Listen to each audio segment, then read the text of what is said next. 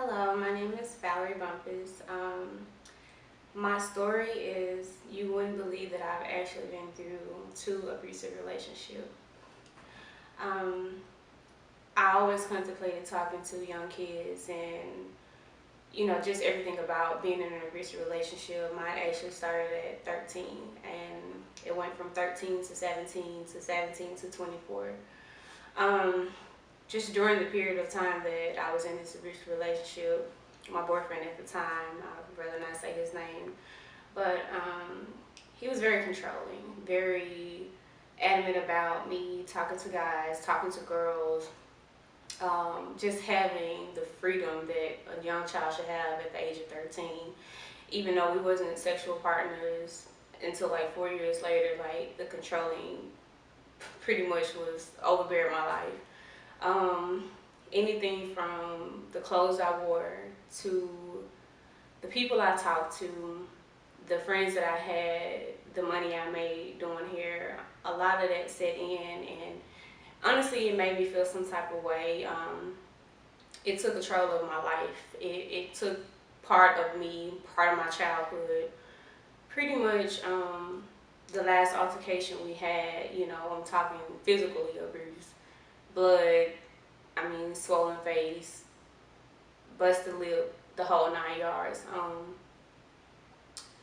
It was very dramatic, and I had to realize, like, why would he do something like this to me? I just want to get away. And in the process of me getting away, I actually went straight into another abusive relationship without knowing. Um, Pretty much, I was 5 months pregnant.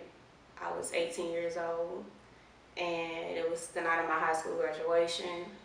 Graduated, wanted to go out with my friends, and for some reason it triggered. Leaving the party, I got down the street, busted nose, pretty much a black eye, and the whole nine. The only thing about that, I didn't leave. I stayed. I tell people all the time, if he hit you once, he'll likely do it again, and again, and again, and again. I'm talking about kicked in the back, kicked in the stomach. I didn't lose my child. My son is 8 years old now, but those things pretty much traumatized me. It made me feel insecure in a way, to be pretty and not feel pretty, or to be pretty and not know if this guy even wants you, just by your past or what you've been through. The last altercation we had, I got bit in my back, my hair was cut, and I got through a gas table. That was like the stopping point. I honestly didn't know if I was gonna live or die. He pretty much locked me in the closet for 2 days in the house, no phone. The only way that anybody known was my grandma called. She's like, I want to speak to her. Where she at? She asked me, was I okay? She asked me, do you need me to call the police? And I was, just keywords like, yeah. So in result of that, yeah, he got away. No, I didn't press charges. Mainly because, I'm like, I don't know if I want to go back, or I don't know what people are going to think. You just think about a long time, from 13 to 24, you're dealing with two guys, and the both are the same. Now I know it's a stereotype, but I don't really talk to people that were guys that are from Memphis. And not saying that every guy is like that. I wouldn't dare say that, but it just made me view like, you can't holler at me, you can't tell me what to do. And now I'm more in control of my life. The thing that I would love to say, all of this was inspired, and a lot of times the only thing that I had to do was write my music. I wrote. That was my outlet. I sing, so that was how I shared my story. No one never knew.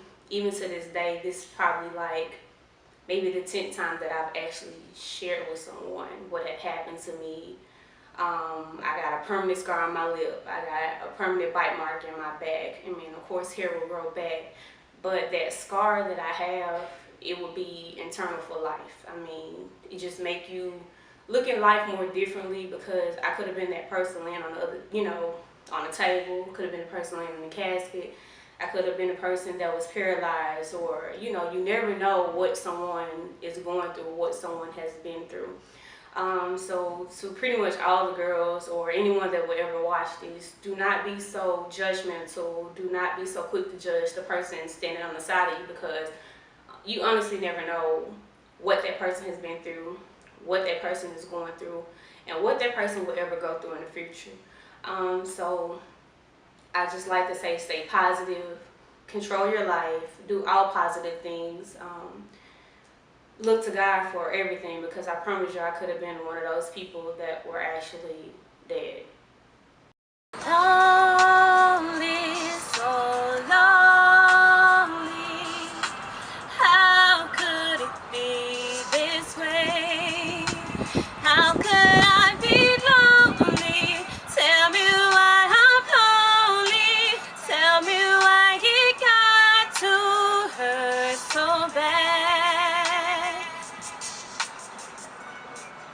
I'm staring into space, how it all just fade away from how we used to be. Yeah, I never thought I would love again.